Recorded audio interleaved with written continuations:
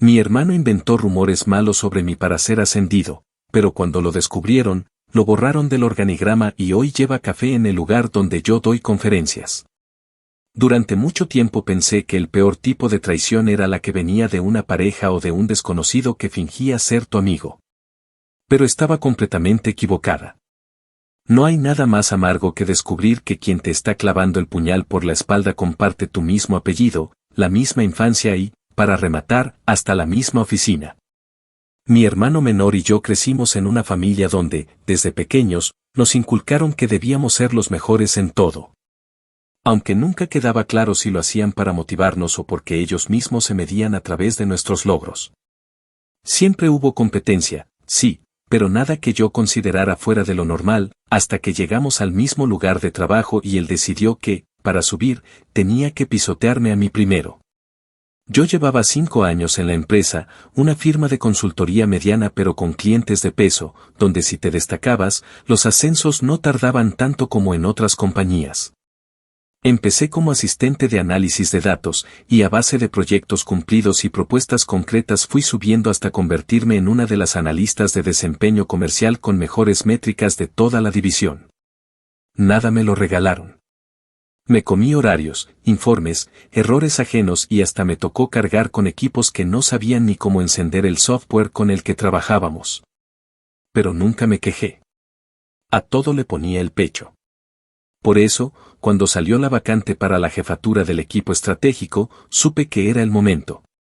No porque me sintiera la dueña del mundo, sino porque conocía cada rincón de ese departamento y ya había sido la sombra de 2 jefes anteriores que, sinceramente, tenían menos preparación que yo. Recuerdo que hablé con mi jefe directo un viernes por la tarde.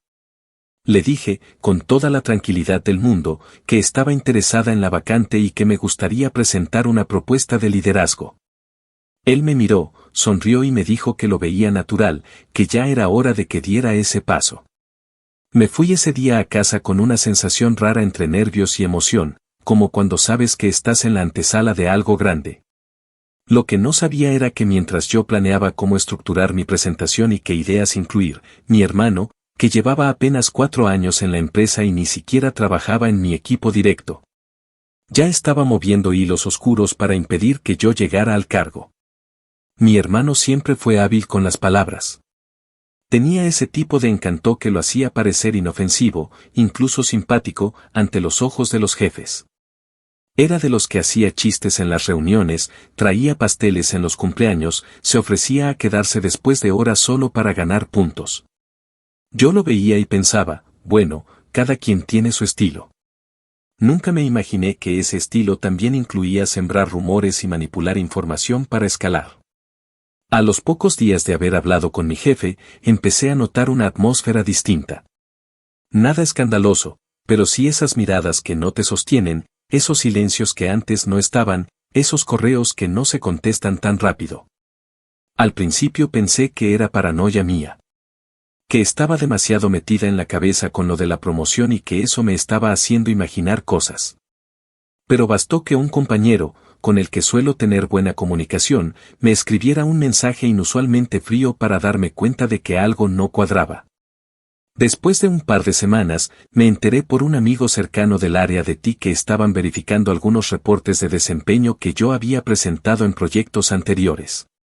Me pareció extraño porque esos reportes ya habían sido validados y aprobados hacía meses.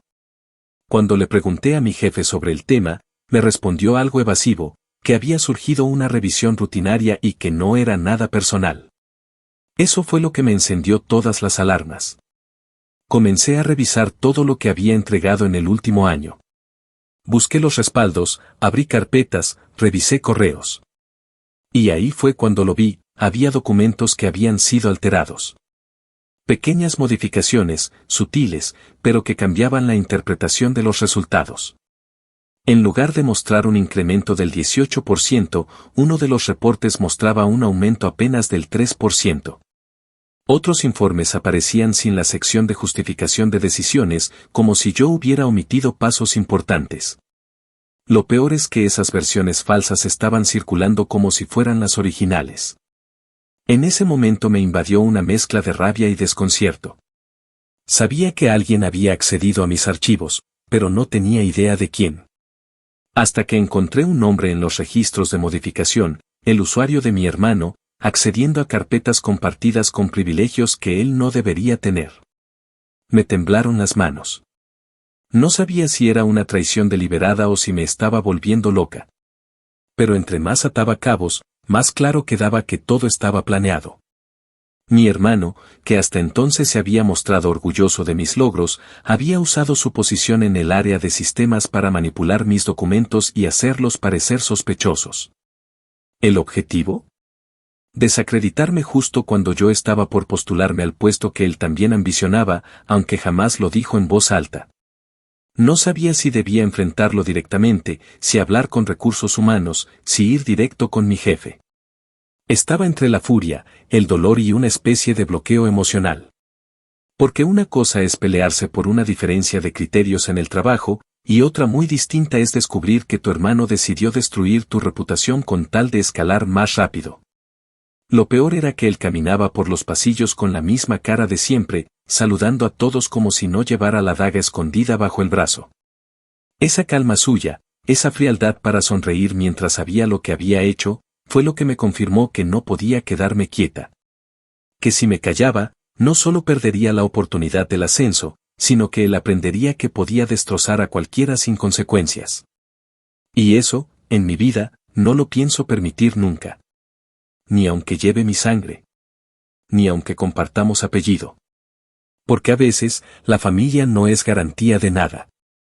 Y yo estaba a punto de demostrarlo. Actualización 1. Pasaron unos días desde que descubrí las modificaciones en mis archivos y, en ese lapso, no hubo una sola noche en que pudiera dormir sin dar vueltas en la cama pensando en cómo diablos llegamos a este punto. Me costaba entender cómo mi propio hermano, con quien compartí cuarto durante años, quien me pedía consejos para sus entrevistas laborales y a quien ayudé a entrar a la empresa, había decidido jugar tan sucio. Me invadía una rabia silenciosa, de esas que no se notan por fuera pero que te carcomen por dentro. Lo veía pasar por la oficina con su mochila colgando, sus bromitas a los compañeros, como si nada de lo que yo supiera le afectara, y eso me provocaba náuseas.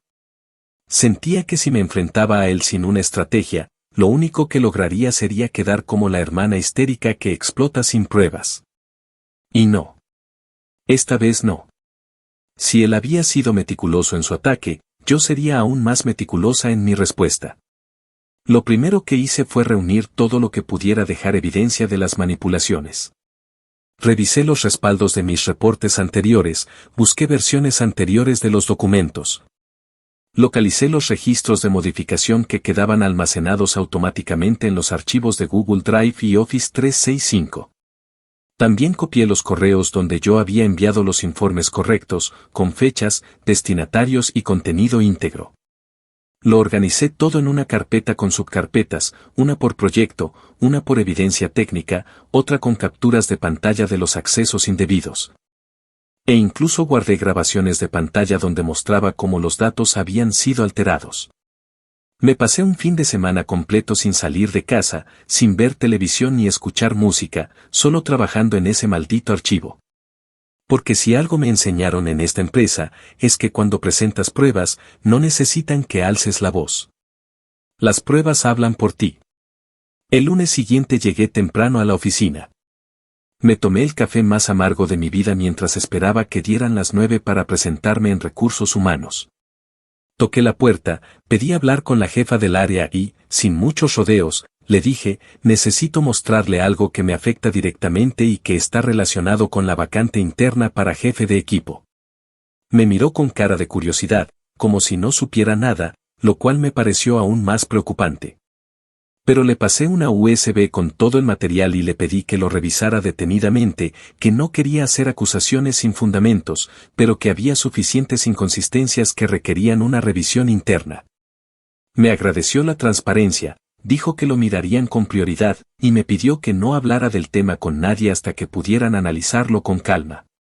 Me fui de ahí con una sensación ambigua. Por un lado, me sentía aliviada por haber dado ese paso, por no haberme quedado de brazos cruzados, pero por el otro, sabía que acababa de encender una mecha que, tarde o temprano, Iba a explotar. No solo porque el contenido dejaba a mi hermano completamente expuesto, sino porque muchas de las personas que validaron sus versiones manipuladas iban a quedar mal paradas también. Sabía que, si esto salía a la luz como debía, no iba a ser una conversación entre dos hermanos, sería un escándalo interno que salpicaría a más de uno. Pero ya no me importaba. Habían tocado lo más valioso que tenía en ese lugar, mi trabajo, mi esfuerzo, mi reputación. Y eso, simplemente, no iba a dejarlo pasar. A los 3 días, me llamaron para una reunión extraordinaria en un salón que rara vez se usaba. Era uno de esos espacios de juntas grandes, con paredes de cristal y una mesa larga en forma de U. Cuando entré, estaban presentes la jefa de recursos humanos, mi jefe directo, el director de operaciones y, para mi sorpresa, mi hermano. Lo vi sentado al final de la mesa, con los brazos cruzados y una expresión de falsa serenidad que me repugnó. Me ofrecieron agua, que rechacé, y me pidieron que resumiera lo que había presentado en el informe. Lo hice sin temblar. Expliqué cómo funcionaban los respaldos automáticos, cómo las fechas de modificación no coincidían con las fechas reales de envío y cómo se habían omitido párrafos cruciales en varios informes. Hablé de acceso indebido, de manipulación deliberada y mostré algunas capturas que llevé impresas en físico por si se negaban a abrir los archivos en la sala. Cuando terminé, la sala quedó en silencio. La jefa de recursos humanos tomó la palabra y dijo que ya habían corroborado buena parte de la información que presenté y que, efectivamente, los registros mostraban que mi hermano había accedido a documentos que no correspondían a su área. Que había hecho modificaciones y que luego esas versiones habían sido reenviadas desde su correo personal a un buzón compartido por varios supervisores. Él intentó justificarse con una voz templada, diciendo que todo había sido un error de formato, que solo intentaba ayudarme a presentar mejor los datos y que jamás tuvo la intención de perjudicarme. Lo dijo con un tono tan cínico que por un momento creí que se lo creía. Pero nadie lo respaldó.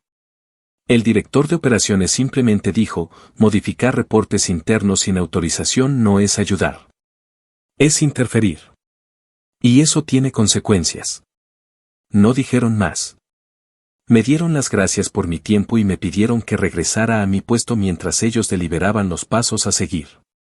Salí de esa sala sintiéndome vacía. No porque dudara de lo que había hecho, sino porque por más que uno se prepare para momentos así, nadie te enseña cómo digerir que tu propio hermano intentó destruirte profesionalmente y ahora está a punto de enfrentarse a las consecuencias de sus actos. Lo vi salir del salón 20 minutos después, caminando más rápido de lo normal, sin mirarme, con la mandíbula apretada. No necesitaba que nadie me dijera lo que estaba ocurriendo.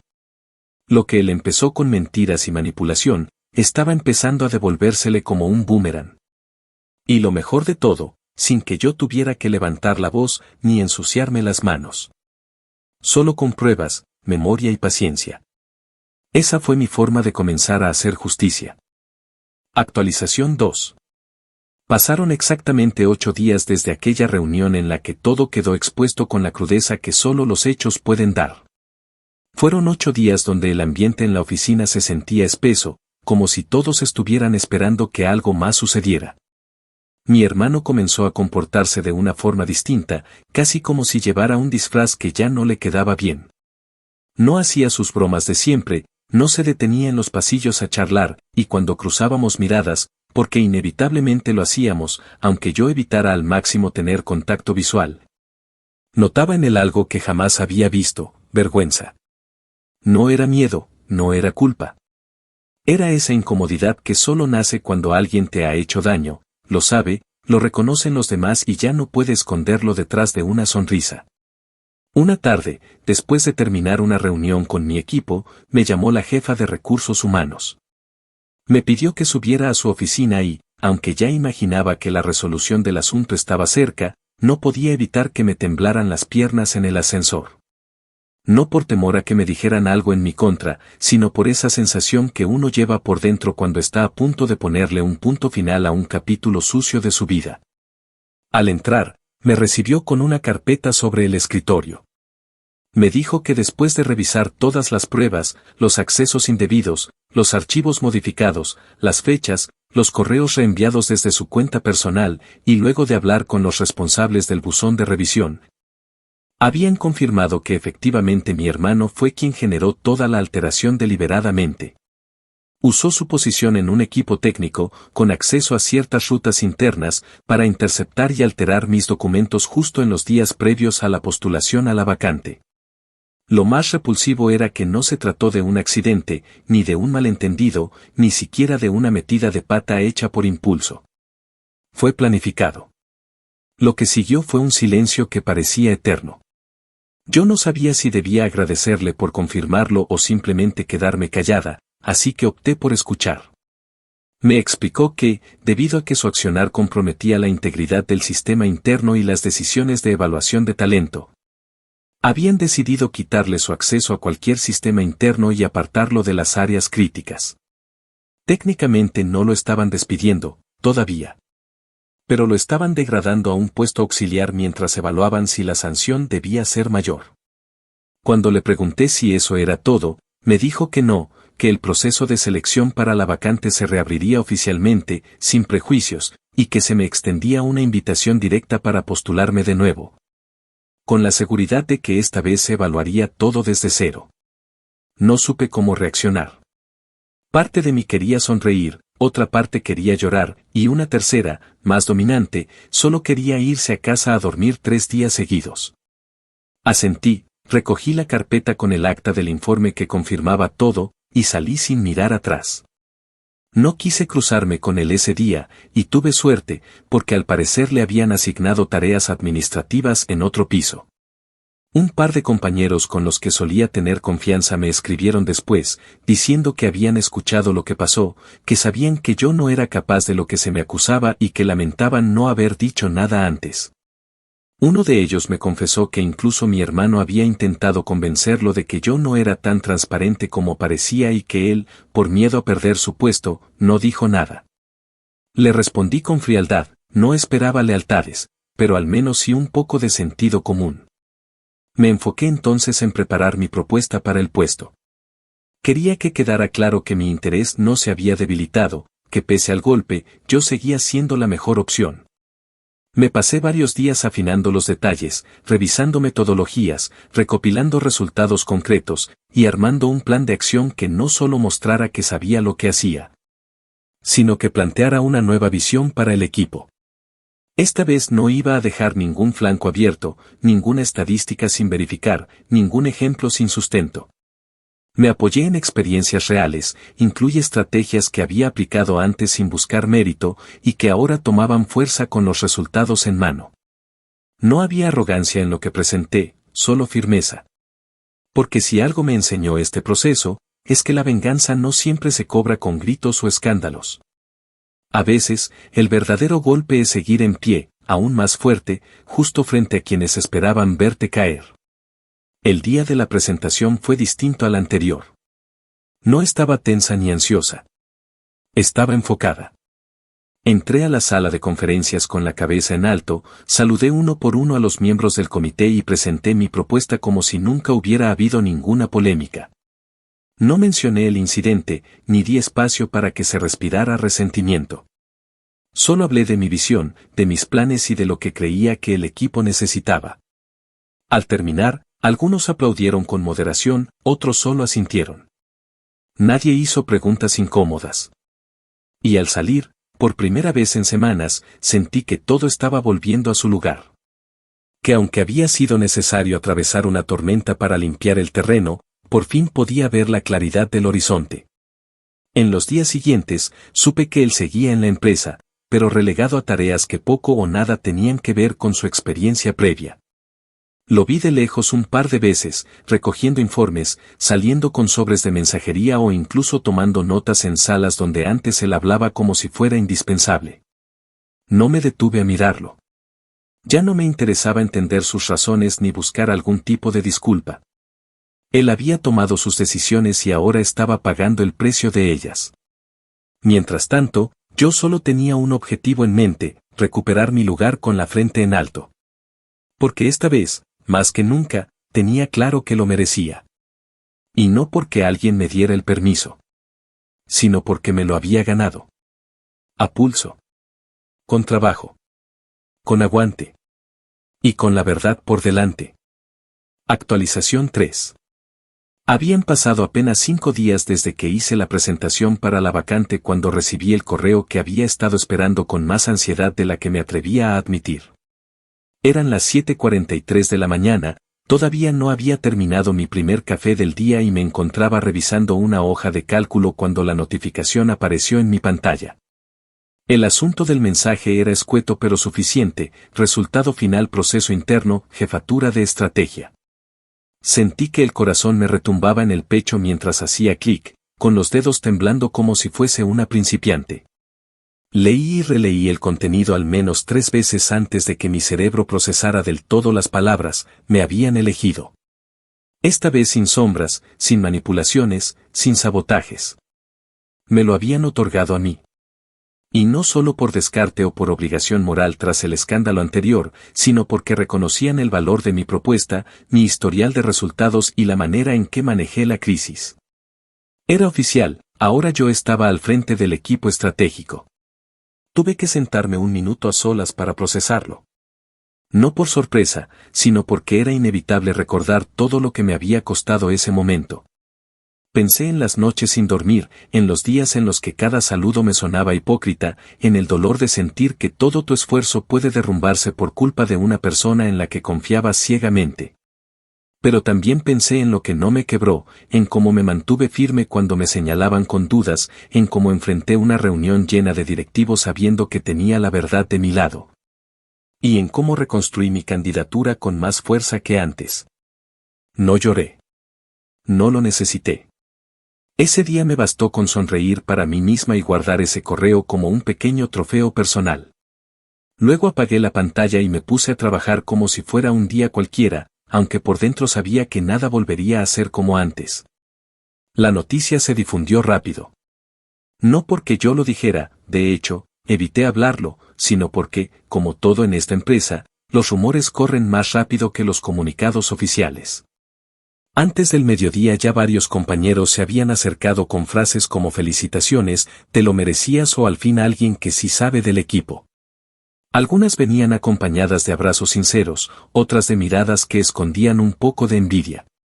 Pero todas tenían algo en común, ahora ya nadie cuestionaba mi lugar. Había pasado de ser la supuesta manipuladora de datos a ser la jefa que había sobrevivido a una emboscada y que, a pesar de todo, seguía en pie. Y eso pesaba. Eso se notaba. Incluso en quienes jamás se pronunciaron. Él no dijo nada.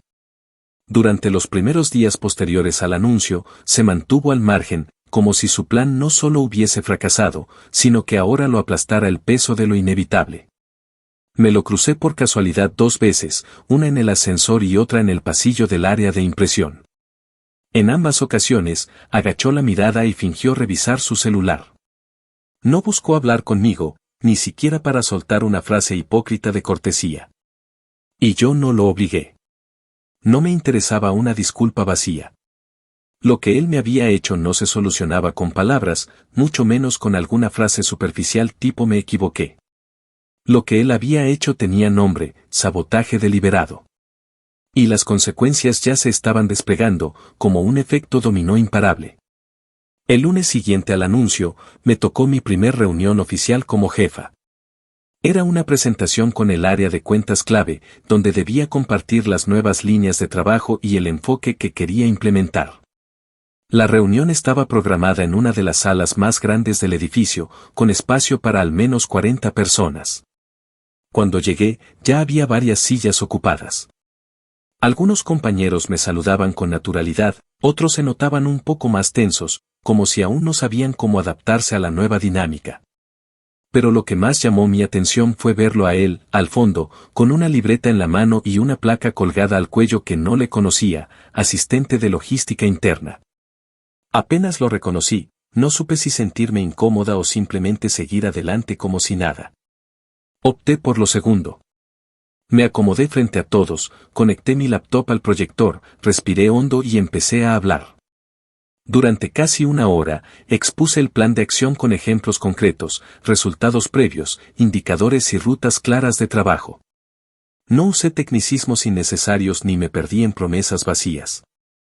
Hablé como siempre he trabajado, con la estructura que conozco y con el lenguaje que cualquiera puede entender. Al finalizar, se abrió un espacio para preguntas, y ahí noté algo que me marcó profundamente. Varias de las personas que solían callar o seguir la corriente comenzaron a participar activamente. Me hacían preguntas reales, planteaban dudas constructivas, proponían ideas. Ya no era una sala llena de formalismos. Era un equipo escuchando a quien, pese a todo lo que pasó, seguía apostando por hacer las cosas bien. Cuando terminó la reunión, algunos se me acercaron a agradecerme. Me dijeron que les había devuelto la esperanza de que las cosas cambiaran, que por fin se sentían escuchados. Mientras hablaban, él estaba al fondo, recogiendo vasos descartables, guardando cables y borrando la pizarra sin mirar a nadie. Pasó justo por mi lado cargando una caja y no dijo ni una palabra. Yo lo miré de reojo, sin expresión, y seguí conversando como si fuera parte del mobiliario. No por crueldad, sino porque ya había pasado el punto en el que él mereciera más espacio del necesario en mi atención. En ese instante entendí que su castigo más duro no era perder el cargo que deseaba. Era tener que ver, cada día, como alguien a quien intentó destruir no solo sobrevivía, sino que era respetada, valorada y, sobre todo, escuchada. Y mientras él acomodaba sillas, yo firmaba acuerdos. Mientras él recibía órdenes, yo trazaba estrategias. La ironía era brutal, pero justa. Porque cuando alguien decide avanzar con trampas, debe estar preparado para retroceder cuando lo descubren. Y eso fue exactamente lo que ocurrió. Con cada nuevo paso que daba en mi rol, me alejaba un poco más del dolor y me acercaba más a lo que siempre había querido, un lugar construido con esfuerzo, sí, pero sobre todo con dignidad intacta. Actualización 4. Había transcurrido casi un mes desde que asumí oficialmente el cargo, y aunque ya me había adaptado a las nuevas responsabilidades, aún me encontraba cada tanto enfrentando las secuelas invisibles de todo lo que había pasado. A nivel profesional me iba bien, incluso mejor de lo que había previsto. Mi plan de trabajo fue aprobado con entusiasmo por la dirección general y en menos de 3 semanas logramos poner en marcha 2 líneas de mejora que comenzaron a rendir frutos antes de lo estimado.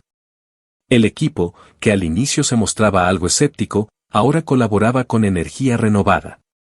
Ya no había tensión en las reuniones ni esas miradas cargadas de suspenso que antes se cruzaban cuando él y yo compartíamos el mismo espacio. Yo había ganado autoridad, no solo por el título, sino porque demostré que sabía lo que hacía y porque no necesitaba pasarle por encima a nadie para conseguirlo. Sin embargo, no todo el ambiente estaba limpio. El simple hecho de saber que él aún trabajaba en el edificio, aunque fuera en un área completamente diferente y sin ningún tipo de acceso a documentación crítica, generaba un tipo de incomodidad que era difícil de explicar. Era como esa sensación cuando sabes que alguien te observa a la distancia sin atreverse a hablar, como una sombra silenciosa que no interfiere, pero cuya presencia siempre se siente. No era que me afectara a nivel emocional, ya no, al menos, pero tampoco podía evitar pensar en lo que él representaba dentro de esa empresa. Un recordatorio vivo de hasta dónde pueden llegar las personas cuando su ambición se mezcla con envidia y falta de escrúpulos. Por decisión de recursos humanos, no se hizo público el detalle completo de su sanción. Solo se anunció internamente que había sido trasladado a un puesto logístico de apoyo general y que, por política interna, no podía participar en ningún proceso de liderazgo por al menos 18 meses. La mayoría entendió el mensaje, aunque sin decirlo abiertamente. A veces escuchaba murmullos en los descansos o frases que dejaban entrever que los rumores no habían muerto del todo, pero ya no me importaban. Había algo en la forma en que lo trataban ahora que decía más que cualquier reporte, de ser el chico simpático de todos los equipos pasó a ser alguien con quien casi nadie quería cruzar palabra. Nadie lo agredía, por supuesto. Pero tampoco lo buscaban. No lo invitaban a los almuerzos, no le pedían apoyo, y mucho menos le daban espacio en las conversaciones. Estaba allí, cumpliendo sus horas, pero invisible. Exactamente cómo se sentía uno cuando alguien como él intentaba destruir tu nombre, desplazado, ignorado, insignificante. Una mañana, mientras organizaba una reunión de capacitación interna sobre liderazgo positivo, una iniciativa que había nacido de mi nuevo rol, propuse que en lugar de hacerlo por videollamada, lo lleváramos a cabo en el auditorio de la empresa, un espacio grande, acondicionado con pantalla gigante, sonido profesional y buena capacidad para asistentes. Me dijeron que nunca antes se había hecho algo así de manera interna, que ese tipo de charlas eran reservadas para invitados externos o personalidades del sector. Pero insistí. Quería que el equipo viera el valor de nuestras experiencias compartidas, de nuestros aciertos y errores, sin tener que esperar a que viniera alguien de Harvard a contarnos cómo liderar. Preparé todo en una semana, desde las diapositivas hasta los materiales impresos. Me aseguré de que cada intervención tuviera un ejemplo práctico, datos útiles y al menos una dinámica que involucrara a los asistentes. El día de la charla llegué temprano, como siempre. Tenía mis notas impresas, mi laptop cargada, y un poco de nervios por el hecho de estar frente a tantas personas, muchas de las cuales me conocían desde que era apenas una analista más. Me paré frente al atril mientras los asistentes iban entrando poco a poco. Reconocí muchas caras, algunas familiares, otras de otras áreas. Noté a los gerentes sentados en la fila del centro, algunos con sus libretas listas para anotar. El auditorio se llenó casi por completo. Y fue entonces, justo cuando estaba haciendo una prueba rápida de sonido, que lo vi entrar por una de las puertas laterales, con una bandeja en las manos. Llevaba una camisa de botones, el logo de la empresa bordado en el pecho y un gafete que decía Apoyo Evento. Por un instante se me nubló la vista. No por tristeza, ni siquiera por sorpresa. Fue esa clase de momento en que todo se detiene solo un segundo, lo justo para asimilar el peso simbólico de lo que ocurre. Mi hermano, el mismo que intentó sepultar mi carrera, estaba ahí, pasando fila por fila dejando vasitos de café, azucareras, servilletas y galletas envueltas. Iba en silencio, sin mirar a nadie a los ojos, evitando incluso cruzarse con mi vista. Y yo, que por dentro recordaba cada palabra que había escuchado de él durante el escándalo, cada archivo manipulado, cada mentira, simplemente lo observé sin expresión. Cuando se acercó a la primera fila, justo frente al atril, lo vi extender una taza hacia una de las gerentes. Ella lo miró, le agradeció con un gesto mecánico y siguió atendiendo mi presentación en la pantalla. Él dio media vuelta y se dirigió al fondo del auditorio, cargando las bandejas vacías con la misma rapidez con la que antes se pavoneaba en las reuniones. Continué con la charla como si nada. Hablé del respeto como base del liderazgo, del valor de la ética profesional y de lo importante que es construir una reputación que no necesite defensa constante porque está respaldada por el trabajo. Nadie lo notó, pero mientras decía esas palabras, lo decía también por mí. Por lo que viví. Por lo que me negué a dejar que me definiera. Al final del evento, hubo aplausos, varios me pidieron los materiales por correo, y uno de los gerentes incluso me preguntó si podía repetir esa charla en otras sedes. Acepté, claro, con la tranquilidad de quien ha aprendido que el reconocimiento que importa es el que no se compra, el que no se fuerza, el que no se roba. Mientras recogía mis cosas, vi por última vez a mi hermano, desde lejos, sacando las bolsas de basura junto a uno de los operarios de planta. Y por primera vez desde todo lo ocurrido, no sentí enojo, ni rencor, ni esa necesidad constante de validación que me había perseguido durante meses. Sentí que, al final, todo había caído en su lugar sin que yo tuviera que tocar nada más. Porque la vida, a veces sin anunciarlo, se encarga de poner a cada quien en el sitio que le corresponde. Y esa tarde, frente a todos los que me vieron caer y luego resurgir, él no era más que un rostro más entre el personal de apoyo. Y yo, la persona que alguna vez intentó borrar del mapa, ahora tenía micrófono, público y voz propia. Una voz que no necesitaba elevarse para hacerse escuchar. Actualización final. Pasaron algunas semanas desde aquella conferencia en el auditorio, y aunque los días seguían siendo intensos y exigentes, el ritmo de trabajo ya se había convertido en una rutina que me resultaba familiar. Casi reconfortante. Lo más curioso era que mientras yo encontraba cada vez más estabilidad en mi cargo, asumiendo nuevos retos, coordinando proyectos y consolidando alianzas que antes ni imaginaba posibles, Él parecía desdibujarse poco a poco del entorno de la empresa, como si su presencia se volviera cada vez más insignificante. Nadie lo mencionaba, nadie preguntaba por él, nadie lo esperaba en ninguna reunión. Simplemente estaba. Pasaba por los pasillos con carpetas en mano, entregaba sobres entre departamentos o se quedaba en las salas donde armaban el mobiliario para los eventos, pero ya no tenía interlocutores ni una función que importara. Se convirtió en uno de esos rostros que uno ve tantas veces sin detenerse a pensar quién es ni qué hace ahí. Una tarde, mientras preparaba mi intervención como invitada en un congreso de liderazgo organizacional en otra ciudad, me encontraba revisando las últimas correcciones de la presentación desde una de las salas ejecutivas. Era uno de esos espacios donde normalmente solo entraban los directores y, de vez en cuando, los gerentes de área para reuniones de alto nivel. Estaba absorta en mis notas cuando un asistente me informó que el servicio de catering ya había llegado y que iban a pasar a dejar el café. Asentí sin darle mucha importancia, seguí con mis ideas y, sin levantar la mirada, escuché cómo se abría la puerta suavemente y alguien caminaba con paso cuidadoso por la alfombra. No fue necesario verlo para saber quién era. Supe que era él apenas percibí esa combinación de pasos forzados y un silencio incómodo que parecía pesar en el aire. Cuando por fin alcé la vista, ahí estaba, mi hermano, parado frente a mí con una bandeja en las manos, una taza blanca, una cucharita metálica y un sobre de azúcar encima. Evitó mirarme directamente, pero me dijo, casi en un susurro, te lo dejo aquí. Felicidades, por todo. No respondí de inmediato. Me limité a observarlo con detenimiento. Ya no llevaba su ropa de siempre ni sus zapatos lustrados. Tenía un uniforme simple, con una chaqueta delgada con el logo de la empresa bordado en una esquina y su nombre en una placa de identificación que parecía recién impresa.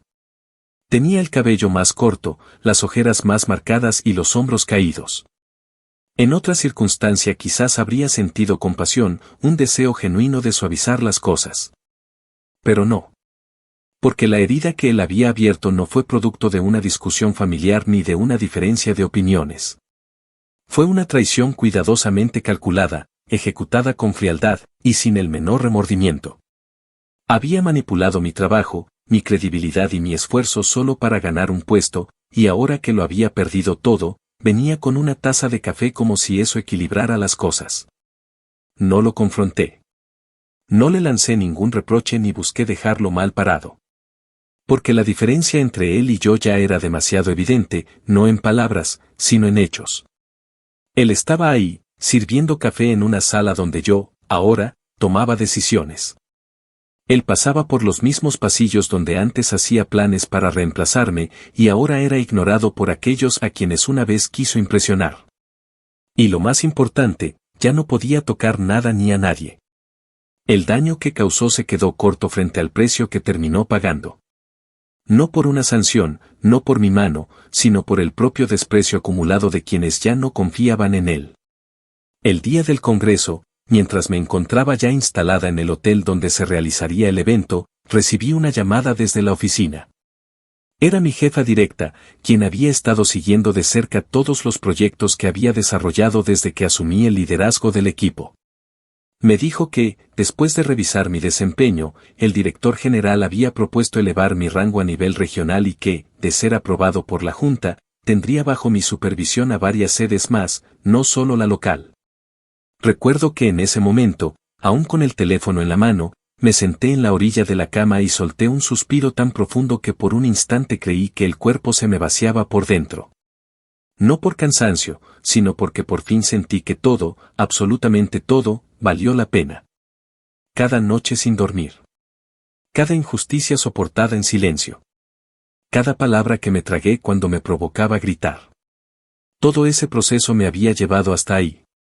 Y no porque lo busqué con obsesión, sino porque no solté mis principios en el camino. En la conferencia, cuando mencionaron mi nombre para subir al escenario y dar la ponencia sobre gestión de crisis internas, hubo un aplauso discreto pero firme. Me paré frente al auditorio, respiré hondo y hablé con claridad. Conté, sin dar nombres ni detalles específicos, cómo había enfrentado una situación de sabotaje dentro de mi propio equipo y cómo, a pesar de todo, la solución no fue un castigo ejemplar, sino el reencuentro con la propia coherencia. Hablé del poder de sostenerse cuando el entorno se tambalea, del valor de construir sin destruir, y de lo difícil que es recuperar la credibilidad cuando se pierde por una decisión impulsiva. La audiencia no necesitaba saber que quien había querido destruirme era mi hermano. No hacía falta. Lo importante era el mensaje. Y cuando terminé, con un aplauso que duró varios segundos, supe que esa era mi verdadera victoria. Al regresar a la oficina, la noticia de mi promoción ya se había difundido. Me esperaron con flores, una tarjeta firmada por varios compañeros y una sonrisa sincera en el rostro de muchos. No todos, por supuesto, pero los que importaban estaban ahí. Él no estaba. Me dijeron que había pedido un cambio de turno para no coincidir conmigo. Algunos especularon que estaba buscando empleo en otra parte. Otros dijeron que simplemente se estaba resignando a su nuevo rol. A mí ya no me importaba. Su historia dentro de la empresa era asunto suyo. Yo ya no tenía nada que demostrarle, ni a él ni a nadie. Y si algún día decide pedir perdón de verdad, no con una taza de café, sino desde un lugar honesto, sabré que fue por él, no por mí. Porque yo ya cerré ese capítulo. Y lo hice no desde el rencor, sino desde la cima donde él nunca pudo llegar. Porque mientras él trató de escalar destruyendo, yo lo hice construyendo. Y eso, al final del día, marca toda la diferencia.